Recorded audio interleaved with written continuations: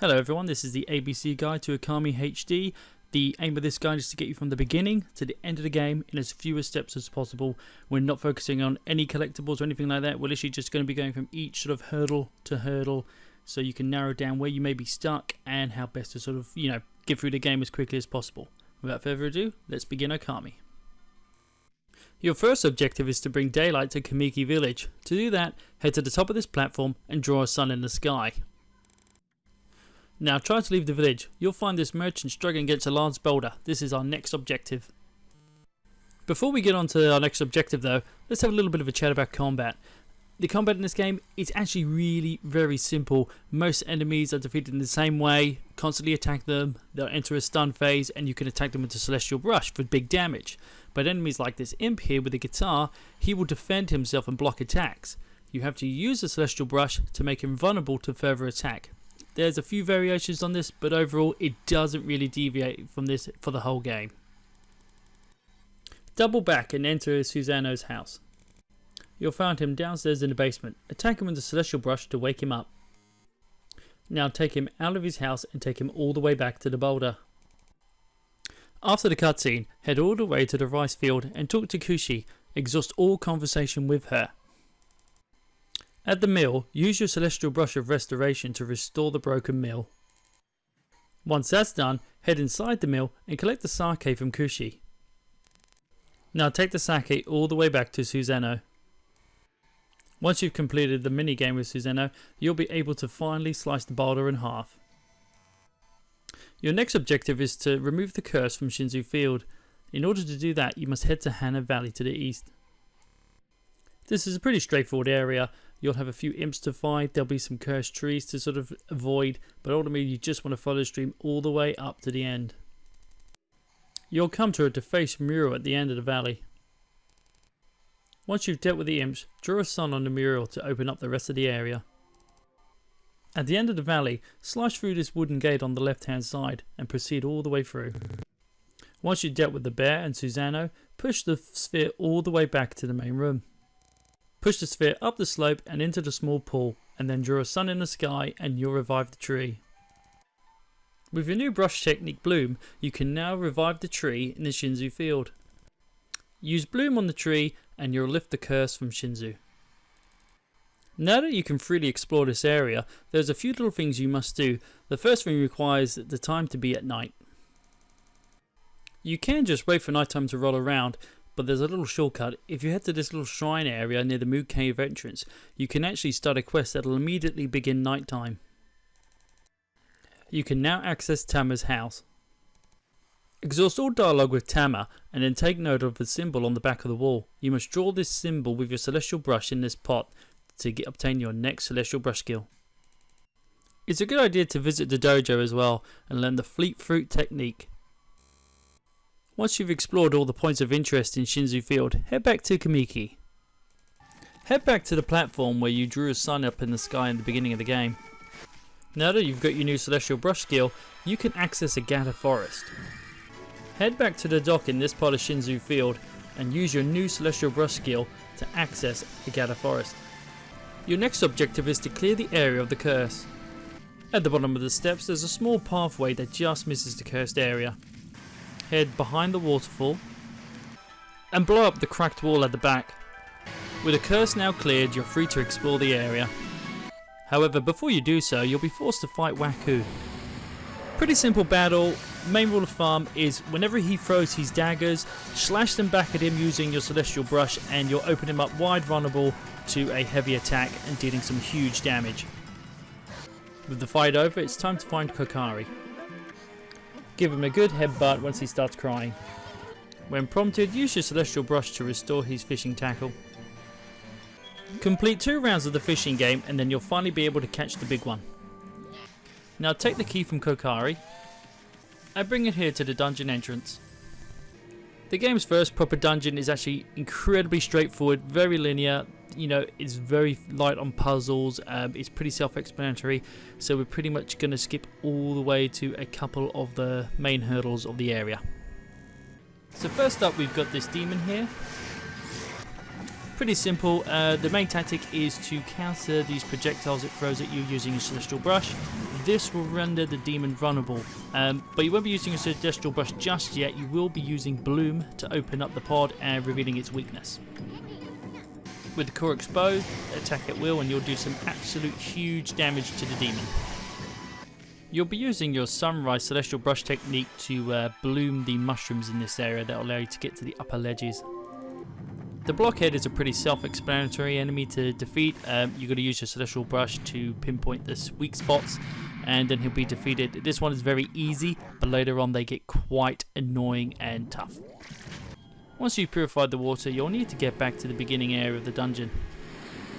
Head inside the statue at the beginning of the area and you're into a very large room. It's a little bit vague what you have to do in here, but really all you're going to do is head to these sort of poison patches around the room, purify them, and then you'll unlock a new celestial brush technique, which you'll be using quite a bit in this first boss battle. The Spider Queen is a pretty straightforward boss. There's not a lot of strategy here. You've just got to know what to do.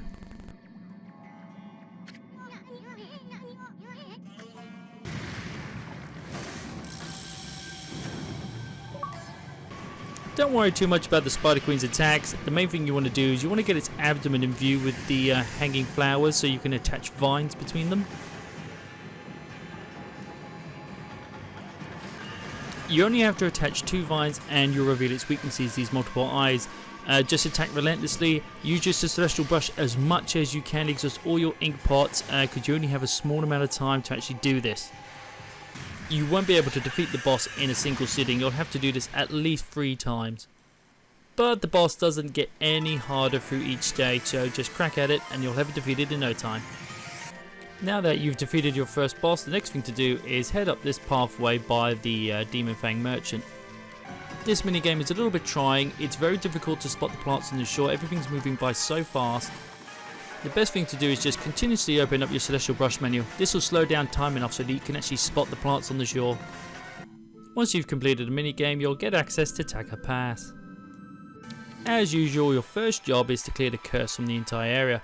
First thing you want to do is you want to head to this boulder here, blow it up and proceed all the way down this pathway. Waku will challenge you to a rematch. It's the same fight as before, very simple, just reflect those daggers again and you'll have him defeated in no time. On the upper level, head to this bridge, restore it with your celestial brush and then revive the tree. Now you can head south all the way to Kusa village. Head to the back of the village and talk to Princess Fuse, exhaust all conversation with her. After defeating the imps possessing Princess Fuse, you'll be given your next objective. The first guardian dog is by the Buddha here behind this crack wall. The second dog is located just beside Mr. Bamboo's house. The third dog is near the market. Just clear up this area of cursed land and it'll appear. The fourth dog is on this alcove just above the bridge. The fifth dog isn't coming quietly. You'll actually have to battle this one. It's a pretty simple fight. Don't attack whilst the gem around his neck is shining. Other than that, just go all out and you'll defeat him in no time. Unfortunately, we're not done yet. There are 3 more K9 warriors all outside the village. Before we go and find those though, head north of Kusa village all the way and through this gate. Once you've seen the cutscene at Sasa Sanctuary, head to this old dilapidated house in Taka Pass. Avoid the old man and head onto the roof of the house. Here there's a piece of dilapidated floor. You need to use your celestial brush to paint a bomb here. Once you've done that, you must wait for night time before you can complete the rest of this area. Head back in the night and drag the old lady into the moonlight to initiate a battle. These new demons, they're actually a pretty easy fight. The first thing you want to do is slash them out of the sky. Once you've done that, just attack them and they'll block your attack. Now you can use your celestial brush to render them defenseless and deal some huge damage. Now that you've rescued Chun, you can return back to the Sasa Sanctuary. Back at the Sanctuary, talk to Chun on the top level to proceed with the quest. Now at the Sanctuary, head to the hot spring and exhaust all conversation with the bath attendant. Now you have to complete a new minigame with Mr. Bamboo. You have to guide him to the bottom of the well. It's very easy. This is a training mission really. It's not that hard to do. If you do get stuck, just review the tips, see how each block is dealt with, and you'll get it done in no time. With your newfound brush technique, guide the water into the bamboo to open the gate. The bamboo garden is pretty straightforward. Once you find the K9 warrior, you'll have another battle with him. He's very simple, he does a lot of dodges, so the biggest problem is actually getting the hits in. Other than that, there's no real tactic here. To find the 7th Canine Warrior, head all the way back to Agata Forest. Here, you must head all the way to the uppermost area of the forest and you'll find Kushi collecting sake. After you've helped Kushi and Susanoo, head all the way back to Kokari and help him with his fishing game again. Once you've completed all 3 rounds, you will rescue the 7th Canine Warrior. Naturally, this ends up in a fight. It's very similar to the previous one, but this time the dog drops bombs all over the field. Just keep on the move, dodge the bombs, and you'll have no trouble at all. The final Canine Warrior can be found in Kamiki Village, but you'll need to bring nighttime to the town. As usual, you can find Hayabusa near the turnip field. The final Canine Warrior is probably one of the more annoying ones. He constantly digs his hole in the ground which gets you stuck in and urinates on you, which removes all your ink pots, leaving you quite vulnerable. After you've done enough damage to Hayabusa, he'll become stunned, allowing you to perform a Celestial Brush technique and dealing huge damage to him. Repeat this attack and you'll soon have him defeated.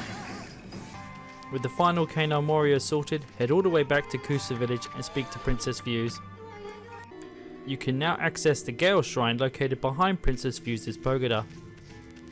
The Gale Shrine is not really much of a dungeon, it's quite a small area. It does introduce a couple of new enemies though.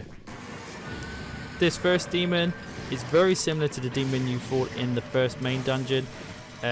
Just repeatedly attack it. When it becomes vulnerable, you can use your Celestial Brush to stun it and deal greater damage. You'll need to use multiple bombs to activate the large elevator located at the end of the shrine. You'll need to use your Celestial Brush to blow the wind in the reverse direction it's going, and then you'll obtain yourself a new brush skill. This skill will allow you to access further into the Gale Shrine. Use it on the bridge to move the catwalk around so you can access the other areas. On the rafters, use your new brush skill to create extra platforms. At the end of the dungeon, you'll come face to face with the Crimson Helm. He's a little bit tougher than the Spider Queen, but there is a little bit of a trick to defeating him. You need to be as aggressive as possible. If you play defensive, Crimson Helm will just chase you around the entire arena. You need to use your new brush skill to remove the flame that's enveloping the boss. Now attack him relentlessly until all his armor falls off. Use Gale again and then you can finally dish out some damage on the boss. Now you just have to repeat this process over and over. It doesn't get any harder, he doesn't get any new attacks, it's literally just the same thing until he's defeated. Once you and Susanoo had defeated the Crimson Helm, it's time to return all the way back to Kamiki Village. Once you've spoken to everyone in the village, leave back into Shinzu Field. Here you'll find Kushi. You'll have to carry her all the way to the Moon Cave. After the cutscene with Waku, jump into the chasm. You'll encounter a new imp type in the Moon Cave. He's actually very easy to fight. When you start the battle, use your Celestial Brush to destroy the floating skulls around him to render him vulnerable. Head into the kitchen and rescue the chef from the boiling pot. When you've done that, he'll task you with finding 4 ingredients for Orochi's dinner. The Moon Cave is quite an intricate dungeon, but at the same time it's still kind of linear, so we're just going to show you the general area of where each of the ingredients is. The first ingredient can be found right through the first door you'll enter through, right over the chasm using the vines. It's in the treasure chest after you defeat the demons. On your way back to the main area, you'll notice this small pool of water with the water streaming out. Use your Celestial Brush to access the upper ledges. When you get to this area of the bridge, there's not a lot you can do, so just run and jump on the bridge to break it to access the bottom of the Moon Cave. Once you gain access to the even lower levels, you'll have to go back up to the elevator that the imp is protecting. If you slash him with the Celestial Brush, you'll slowly go all the way to the bottom that you've just opened up. The trick with these 4 lamps is line up the camera so you can just hit all 4 of them with one Celestial Brush stroke. You'll now encounter a new demon type called the Lips. This one has an elemental affinity. Normally you can attack these with different elements, but this time you'll have to wait until it tries to pounce on top of you. When it misses, it'll go vulnerable and you can dish out some attacks. Whilst the ice is surrounding the Lips, you cannot do any damage to it. Now proceed through the rest of that dungeon segment and you'll enter into a battle with another set of Lips that you can use your new Celestial Brush technique on. Once you've defeated them, you'll obtain Lips as an ingredient. Now you've got your new Celestial Brush technique, return to this room with the bridge that collapsed earlier. You can use your new technique to melt the ice blocking the doorway. In this next battle, you encounter a variant of the Pinwheel Demon. As you can see, there is both a fire and an ice elemental one. We can't manipulate ice at the moment, so we're going to manipulate the fire element. Use your brush to transfer the fire to the ice to render that pinwheel vulnerable. In order to defeat the fire pinwheel, you're going to use the Gale brush skill to remove the flames, and then you can safely attack it. Utilize both elements to defeat both of the pinwheels as best you can. Once you've defeated the pair of them, the next ingredient will appear. In this sandpit room, you'll need to guide this boulder to all the way to the other end of the room. You'll have to use the Gale brush skill to get it past this little section. It's a little bit tough, but keep at it and you'll get it done in no time. Now head by the imp merchant. If you manipulate the camera, you'll be able to see a floating plant in the distance. Use your brush skill to go to the upper levels. Once you've reached this corridor, you're going to have to use Gale to push the flaming orb all the way to the other end of the room. There you can melt the ice to access the final ingredient. Once you've defeated the demons, the last ingredient is yours. Once you've given the ingredients to the chef, he'll give you the appetizer and he'll instruct you to ring the bell for as many times as Orochi has heads, which is 8. At last you'll come to meet the serpent face to face. This is actually not that hard a fight. It's quite procedural, there's various steps to do, it's very straightforward, so let's guide you through it. Initially you won't be able to do anything, but once the cutscene's ended you'll be tasked with feeding Orochi the sake. In order to do this, you must focus on one of the heads. When it roars at you, you'll see a purple haze emanate from its mouth. This is the time to guide the sake into its mouth using the celestial brush. You must do this twice per head before you can begin the next phase. Now run up Orochi's neck once it's stunned, all the way up to the bell. You can attack the bell for maximum damage. Once you have dealt enough damage to the bell, you'll initiate the final phase of the battle.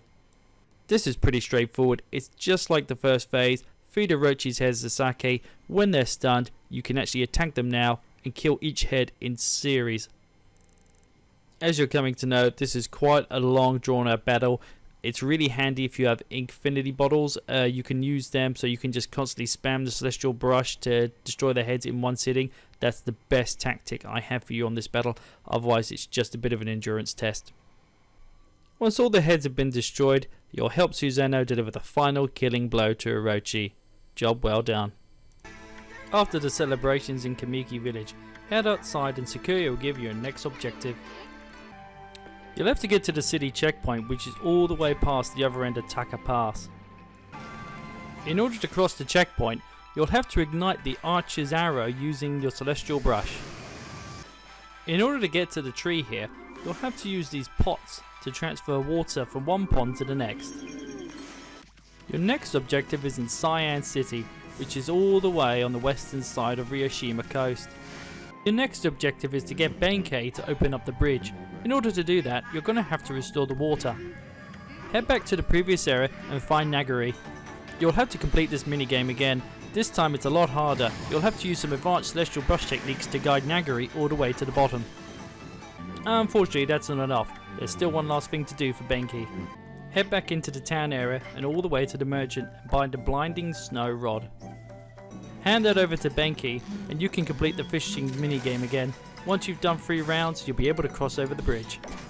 In order to get into the Emperor's residence, you'll have to complete a few quests. The first thing is to grab these prayer papers and take them all the way back to Ryo. Exhaust all conversation with her and agree to help her find the fox rods. The first thing you have to do is get to this dojo back on the Ryoshima coast and buy the Holy Eagle skill. Now you can double jump onto this platform on the Ryoshima coast. When prompted, draw a moon in the sky. Now you've got access to the sunken ship. This is a very small dungeon-like area. You'll encounter unique enemies in the sunken ship. These crustaceans can be quite deadly and able to put out some huge damage. You actually have to just attack them and deal enough damage to destroy their shells, and then once they're vulnerable you can finish them off pretty easy with a simple combo. Once you get into this room, look up into the hole in the ship and draw a sun in the sky to change the layout of the dungeon. There's one last unique enemy here, and it's a sort of mini boss. In order to defeat this shark, you have to sort of trick him into pouncing onto these barrels whilst moving out the way quick enough. Once you do that, you can use your celestial brush to easily finish him off. On the other side of the ship, when you see this hanging barrel, use your celestial brush to slice the rope to bring it down. Jump onto the barrel and walk it all the way onto these glowing chains. Now use the shortcut to head back into the other room and draw a moon back in the sky. You'll have to time your planting of the bomb in this cannon so that it fires at the bottom door, revealing the key. Once you've got the item from the sunken ship, take it all the way back to the Emperor's residence. When you encounter this new pinwheel type, use this one to literally steal its thunder, then you can attack it easily. In order to obtain this key, you'll need to use your Celestial Brush to have Issen steal it. Once you've got the Miss Celestial Brush skill, you can use it to get past this guard. The Emperor's sleeping quarters is pretty much just a platform section. It's very linear, very straightforward. Use mist to stop the spiders so that you can cross platforms easily. On the rafters, head all the way to this green vortex. Once you enter the vortex, you'll find the source of Science City's blight. This boss is actually not very tough. It's a really short fight. What you've got to do, you've got to use mist to interrupt his dashing attack. When you do that, he'll render himself vulnerable for you to stun attack him. Once you've done that, locate where the sword fell and attack that, as that is actually the boss. Once you've saved Science City, exhaust all conversation with Kaguya. Now head all the way over to the sanctuary and into the bamboo garden at the back. You'll find another scene with Kaguya and Mr. Bamboo. Once that's over, you'll have another digging minigame. This one is quite possibly the most difficult one you'll have to experience in the whole game. It requires some pretty advanced techniques and careful manipulation of the blocks. It can be easy to get stuck on this one, and you can lose a lot of time if Kaguya takes too much hits on the spiked blocks. Once you've completed the digging minigame, head all the way back to Science City and you'll be granted access to meet the Empress. Don't forget to equip the fire tablet before crossing the lava pool. After meeting Princess Himiko, you'll be given the border key. You can now access North Ryushima Coast. You can find the gateway just north of Science City. After talking with Waka, your first objective is to make contact with the orca. In order to do so, find these kids playing on the shore. Once you've woken up Urashima, exhaust all conversation with him to find out how to summon an orca. Do as he says and draw a sun in the sky at the end of the pier, and the orca will be summoned. The first place you need to go is this far eastern island. You'll encounter a very dangerous type of pinwheel enemy on this island. Every time you use your Celestial Brush, its element will change. You need to use the opposing element to render it vulnerable. The easiest way to do that is to use Gale when it's on fire. You can now climb all the way up the tower. You can hang on any of the glowing portions of the tower. There's really no strategy here. It's a very long piece of gameplay, so make sure you've got about 10 minutes to spare. With your newfound Celestial Brush skill, you can finally take opportunity to use the cat statues you've seen lurking around the place. In order to progress the story though, use the cat statue by the island on North Ryushima Coast. Here you'll encounter your first Tengu enemy. They're actually not all that intimidating. The main thing to do is just keep relentlessly attacking it in the air. Try not to use any of your Celestial Brush techniques, as this can provoke it into its alternate form, in which case you'll be able to deal virtually no damage at all. Once you've dealt with the Tengu, talk to the Watcher. You must fulfill all his requests to proceed to the next area. Once you've done that, step onto this platform and then use your Gale Brush technique to send the stars swirling. Don't forget, you'll need to use the Orca to get to the Dragonian Empire. At the Dragon Palace, speak to Otaheim. Then head into the Sea Dragon's lair. You can do so by jumping straight down into its mouth. The inside of the dragon, it's not really a dungeon, it's a very straight linear path all the way up to your objective. In order to free the orb, head into the adjacent corridor. In the end room, you'll have to use your Celestial Brush to guide the gastric juices into the fleshy blockage in the roof. Once you're done that, you'll flood the entire area with the gastric juice. Make lily pads and then use Gale to guide yourself back to the room with the orb. Now you can free the orb with the gastric juices. Once you've done that, you'll be forced into a mini-boss battle. You only fight 3 foxes at one time, but there are 3 rounds for a total of 9 foxes. They're actually pretty easy to defeat. The only real trick they have is every now and again, one will run away and you'll have a sort of stream connected to your character. When they're doing this, they're actually draining your ink pot, so make sure you prioritize that fox rod and stop him from doing that process, otherwise it's just going to drag the battle out. Once you've defeated the foxes, it's time to flee from the serpent. Afterwards, quickly head back to Otaheim. Once you've done that, you can head back to Science City, but on the way you'll meet a ghostly apparition. continue to follow her and you'll find a back door all the way to Princess Himiko. Once you've done that and gone through the cutscenes, you'll be forced to fight the evil Ryo. This can be a little bit of a difficult battle. Evil Ryo is pretty relentless with all of her attacks. What you need to do is trick her into performing a parry attack. You can do this by interrupting some of her combos. She'll teleport above you and strike down. All you need to do is dodge this attack and then she'll be vulnerable for a stunning. Once you've defeated Evil Ryo, head all the way back to North Ryushima Coast. You'll meet Otaheim back on the platform that you had to use the cat statue to get access to. After the cutscene with Otaheim, we'll gain access to Oni Island. Here you encounter a new demon type. These ogre faces are actually really trouble to deal with. You can't deal a lot of damage to them. You can do some minor damage to their backs. They're invulnerable to celestial brush techniques. The main thing you need to do is relentlessly attack them, especially the faces, until the stone faces are destroyed, and then you can dish out further damage with their reduced defenses. In this dungeon, you'll have to beat the evil being Toby in a set of races. This first race is a warm-up. Just use your dash attack and you'll beat him. In the next race, just take the most direct route across the pit. In the third race, make sure you use a dash attack to land on this platform. Other than that, it's just a straightforward route.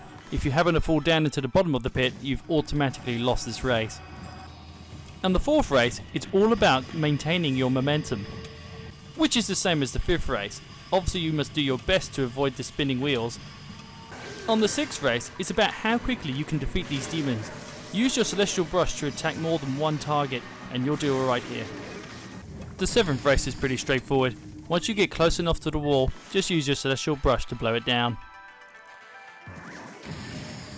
In case you've forgotten, use your celestial brush of restoration to restore this arrow to the statue. When you enter this trap room, just remember that there are 5 eye statues in this room. You have to hit them all in a relatively short space of time. After you've completed this area, the dungeon becomes a very linear platforming section that's very easy to overcome. The 8th race against Toby actually isn't all that bad. He doesn't move particularly fast and you can just use your air dashes to sort of beat him really. Once you've completed several platforming sections, you'll encounter Blockhead again. This time he'll have to be hit in 5 specific places. It's really just a case of trial and error and just waiting until you get a really easy pattern to memorize. Before you race against Toby, make sure you blow up the hole in the wall. Then once you step on the button, you can just use your celestial brush to connect to the plant. With your trials overcome, you'll finally come face to face with Ninetales. One of the most interesting aspects of this fight is that Ninetales will actually counter your celestial brush techniques. Ninetales is actually immune to pretty much all attack. What you have to do is wait for him to perform this roar attack. You can tell it's the right time because there'll be like a red aura coming from his mouth. When he does that, quickly connect the lightning from the sky to his mouth and you'll shock him, at which point he'll burst into several pieces. You'll now have to fight 9 spiritual warriors. They're actually split into 2 or 3 fights depending on how well you do. You'll often be faced against 4 at a time. You can use your exorcism papers to deal some significant damage to the group, or you can use your celestial brush techniques, but you must be quick because he'll counter those brush techniques very fast himself. Once you've rinsed and repeated those previous steps, you'll finally destroy all of Ninetales' tails, in which case it'll just be one fight between you and the fox. He'll no longer counter your celestial brush techniques either. There are 2 situations where you can deal damage to the Ninetales fox. One is when he raises a sword into the sky and you can connect electricity to it, and the other is after he performs a series of his dash attacks, and he'll actually lose his colour like the regular enemies do. He'll have a moment to pause and catch his breath. During this time you can electrocute him as well. Just keep repeating these steps and you'll have Ninetales defeated in no time. After the battle with Ninetales and your talk with Waka, it's time to head all the way back to Shinzo Field. Your new celestial brush techniques will allow you to access this previously inaccessible area, and then you can also activate the ruin. Before you do much in this freezing wasteland, head over into this hut. After the cutscene with this mysterious warrior, you'll be engaged in a 2-stage fight with him. In his first human form, it's pretty simple. Just keep an aggressive stance, and every time he gets into a stun, you can use your celestial brush to deal some huge damage. This second war form is far more intimidating. He doesn't take a lot of damage from your attacks. You have to deal an absolute huge number of strikes to even get him into a stun. Once you do, you will be rewarded with a decent window to deal some huge damage. Be aware though that every single attack from this wolf will freeze you and leave you vulnerable to further attack. To gain access to the tree, you must empower the archer's arrow with lightning. On your way to the northern part of the map, which is where we want to be heading for the next town, you'll encounter this new demon type. It's very similar to some of the other demons you fought with the pots on their back or the bulb. In this case, you have to just deal a large consecutive amount of hits. Then the demon will become stunned. It'll be denoted by the fact it'll lose its colour. Then you can connect the flame from its tail to the igloo hut, which will dissolve the igloo and allow you to deal mega damage to the core. The little village of Webkir is our next destination. At the top of the village at the Elder's house, Samikal will prevent you from entering and seeing the Elder. Once you've exhausted all conversation with Samikal, exit the village and you'll be stopped by Kai. After a small conversation with Kai, you'll be allowed access to the Elder. After you've finished talking to the Elder, head back into the wasteland and head to the east. Now you can enter Yoshpet Forest. This area isn't actually a dungeon, it's more of a time to sort course. This first journey with Kai, the time is really lenient, so don't feel like you have to go out of your way to pick up all the time orbs, unless of course you'll start trying to get all the collectibles in Yoshpet as well. There's not much tips here, you know, you've just got to get your timing right through the fences that are sort of surrounded by the poisonous barbs. Dodge the ice because that'll obviously freeze you and waste lots of time, and try not to get hit by the cursed trees. Once you've completed the first leg of Yoshpet, you can use the Ponkel to exit the Ponktan village. In Ponktan, head to the first house on the east side. Exhaust all conversation with Mia and you'll get your next objective. Now head to Ishiku's house at the north of town. Exhaust all conversation with Ishiku, then exit Ponktan. After your conversation with Isun, you can head into Inner Yoshpet. This place is exactly the same as the previous assault course you had with Kai, only this time you'll be following Isun. At the end of Inner Yoshpet, you'll reach the Spirit Gate. In Old Kamiki, head over to the back of what would be Susanoo's house, and you'll find a sleeping Nagi. You'll need to use a Celestial Brush to wake him up. Afterwards, you'll be forced into a battle with Nagi. It's very similar to your battle with Ogi in that he's quite resistant to a lot of attacks. You just have to dish out a consecutive number of hits until you stun him, at which point you'll be able to deal a fair chunk of damage. Remember that you can repel his flying flaming daggers back at him for extra hits. With that done, head to this lake at the back of town, slowly creep to the clothes and then steal them. And then take those clothes back to the unconscious Nagi. With Nagi in tow, take him all the way to the Moon Cave through Shinzu Field. Don't worry about these new demons you're encountering in Shinzu Field, they're actually just reskins of the imps you fought previously. Once you reach the Moon Cave though, you will encounter these new demon types. There's not a really reliable way to get them into a stun, but they take a pretty decent amount of damage through regular attacks, and you can chain some pretty huge combos on them. As you can see, the next boss is actually Orochi from 100 years prior. There's actually virtually no difference from this fight to the last fight, other than it takes a few less Saki fills to stun him in the first phase. You don't have to give Saki to all 8 of his heads, only 4 of them, and then you can initiate the bell phase. So I'm not really going to cover any further on Orochi this time. Once you've saved the girl, take it all back to Webker village. Next to the Elder's house, there's a gate that you can now access. In this next area, head up the western trail all the way up to these massive doors that the blizzard is coming from. After the cutscene, you'll be allowed access into the Waku Shrine. This is actually the final dungeon of the game, but it's not particularly deep or complex or anything like that. There's a couple of little annoying platforming sections, but overall it's a pretty easy dungeon, so let's just cover the basics. One of the primary obstacles you'll face in this dungeon are these cannons. They fire their projectiles basically at light speed. You can use mist so you can actually see the cannon projectiles and reflect them black with the brush. But overall we're just going to be dodging them for the most part. In this room with the scales, use your Celestial Brush to melt the 2 mounds of ice on the scales. Now one by one, pick up these saplings and place them onto the scales. When you cast bloom on them, the scales will become weighted procedurally and will extend the ramp for the snowball at the other end of the room, which you'll need to use Gale to move onto the switch. This section here, when you're climbing the tower and you've got these spinning platforms and the turrets are blasting their cannonballs at you, it's pretty tough. You'll just have to use mist and perfectly time it so that the spinning platforms line up. If it gets too tough, use an infinity pot and that should help you out. Use mist to get past this corridor. When you reach the blizzard machine, you've got to time your celestial brush strikes on the cog so that each of the eyes face in a specific direction. In this video here, you'll see the correct direction for each of the eyes. With your new brush skill, you can access the upper areas of the tower. Maneuver the camera so that you can see the torch and the ice blocking the doorway. And use your new celestial brush technique to freeze the burning platforms.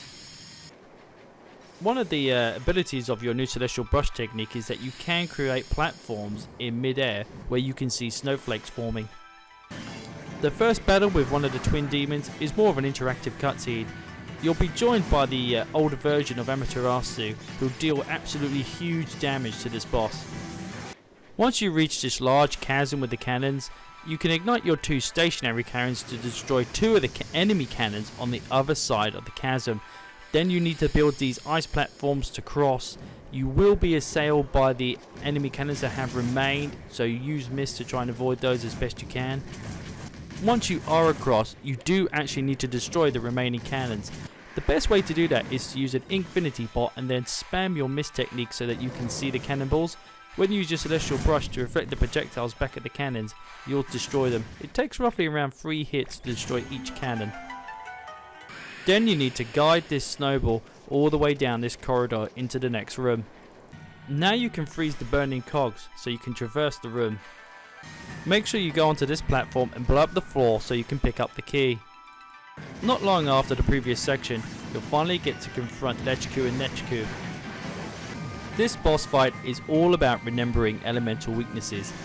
So for instance, when one of the demons, if he has a sword above his head, then you know you've got to use the lightning on the sword to electrocute him, then he'll become vulnerable. That's not the end of it though. You'll also be accompanied by Oki in this battle. Once you've actually exploited one of these weaknesses and the demons are stunned, Oki will run over to your character.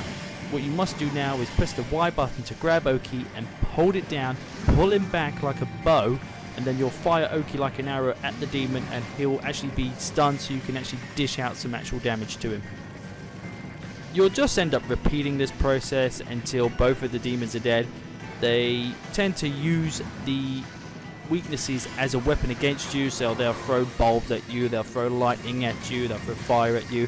As they begin to become very weak, they'll do these sort of whirlwind attacks against you that they're totally invulnerable whilst they're doing. Be aware that whilst one has started an attack and the other is stunned, Oki will still run over to you, but you can be hurt by the demon that's still attacking.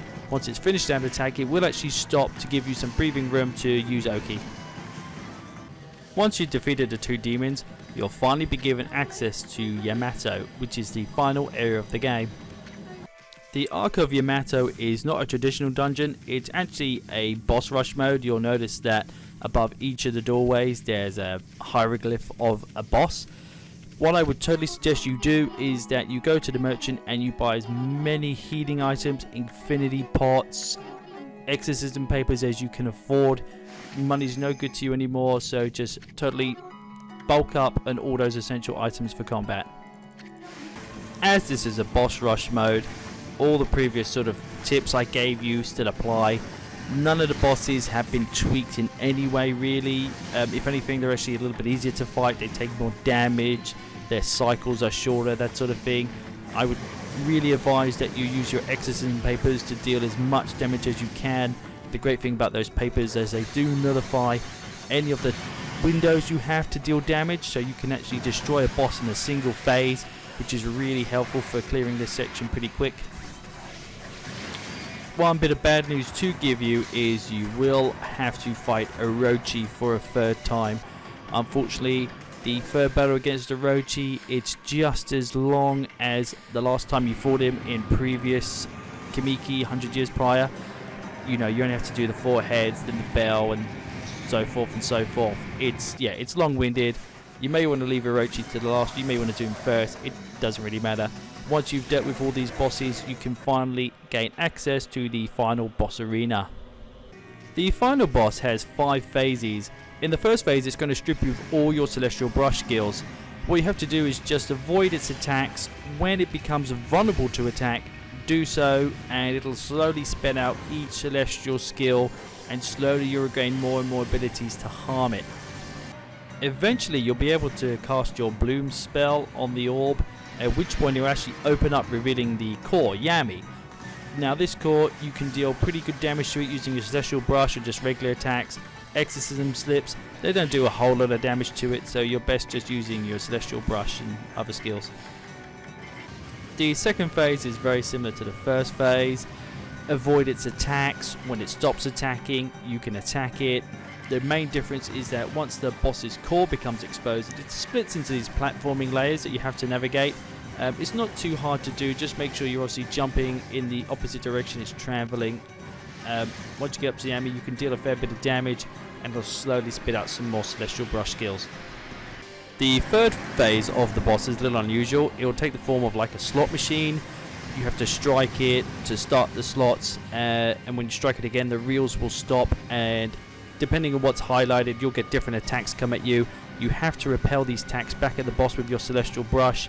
It'll only do chip damage initially, but soon you'll sort of get it right down, and it'll begin to spit out Celestial Brush techniques, and then once it's given you all your brush techniques back, then it'll start spitting out the Yami core that you can attack for big damage.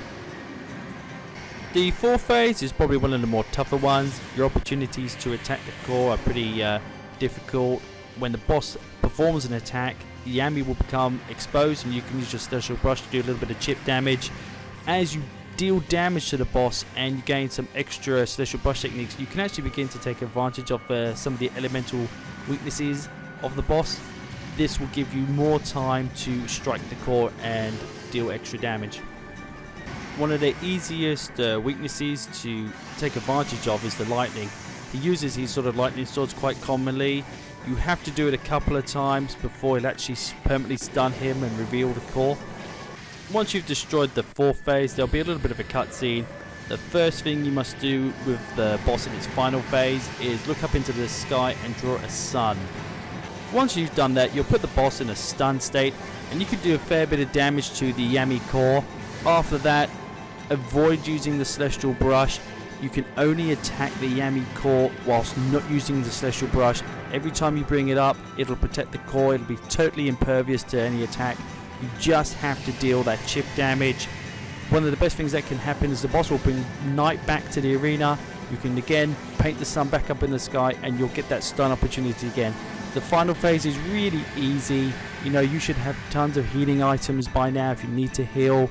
Using Infinity Stones, you know, just to keep the momentum going, and just be aggressive really. It's really not that hard to fight this last boss.